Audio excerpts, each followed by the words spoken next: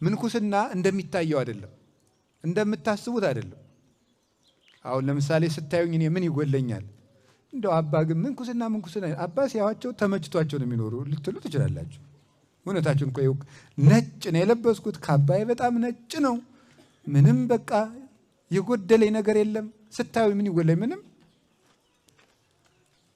ምን እንደሆነ ግን አሁን ለምሳሌ አንድ ሰው የሕክምና ሳይንስ ተምሮ በእርግጠኝነት የማህፀን ሕክምና ስፔሻላይዝ ቢያደርግ ሴት ምጥ ስትያዝ ምን እንደሚያደርጋት ቢያውቅ አንዲት ሴት ስትወልድ የሚሰማትን ነገር ግን ሴት ካልሆነ ሊገባው አይችልም። በቃ ነገሩ እንዲያ ነው።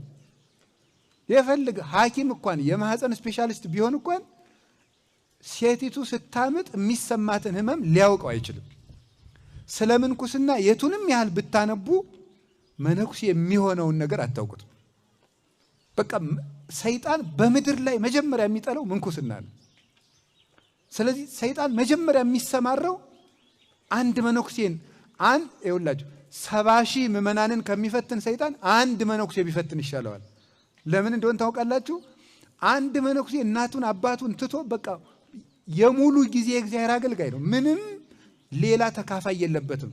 ፍቅሩን ለክርስቶስ ብቻ እንጂ ለሌላ አያካፍልም። ስለዚህ እንደዚያ ባደረገ ቁጥር ለምዕመናንና ለሀገር ብዙ ሸክም ነው የሚያቀለው። ያ በመሆኑ ምክንያት መነኩሴን መጣል ቤተክርስቲያንን መጣል እንደሆነ ያውቀዋል። መነኩሴን ማበላሸት ሀገርን ማበላሸት እንደሆነ ያውቀዋል ሰይጣን። ለዚያ ነው አብዝቶ ውጊያውን መነኮሳት ላይ የሚያበረታው። ስለዚህ እነዚህ እግዚአብሔርን ብለው የወጡ መነኮሳትን በአቅማችሁ ስታገለግሉ፣ ገዳማትን ስታገለግሉ ሕያው እግዚአብሔር በሚያውቀው የእናንተን ጉድለት ለመሙላት ከእናንተ የማይዋሽ ማን ነው? የማያጭበረብር ማን ነው? ቢያንስ በቀን እንደው 5 ውሸት ሳትዋሹ ትውላላችሁ? በጣም ይቅርታ፣ ጥናት ያስፈልገዋል አይደል? ደግሞ ውሸትና ጥናት እንዲህ ስንት ስራ እያለ ጥናት ያስፈልገዋል። ግን ቢያንስ እንደው በአማካኝ 5 ተዋሻላችሁ በቀን ማለት ነው። በቀን አሁን ያ ሁሉ ውሸት ተደምሮ ሐሰት የአመፅ ራስ ነው ይላል እግዚአብሔር። አንድ ቀን ሳውሎ ያሳድረናል አያሳድር? አዲያ በዚች ነው ትንሽ ያቅማችሁን በቃ በዚች በምትፍጨረጨሯት በገዳማቱ በአብያተ ክርስቲያናቱ በዚህ በጉባኤ ቤቶች በአብነት ትምህርት ቤቶች በምትደክሟት ድካም ጉድለታችሁን ለመሙላት ነው አምላክ የሚያደርገው።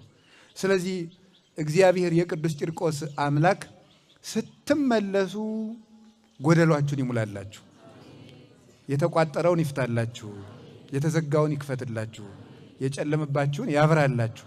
የሰላም አምላክ ኢየሱስ ክርስቶስ ሁል ጊዜም ከእናንተ ጋር ይሁን።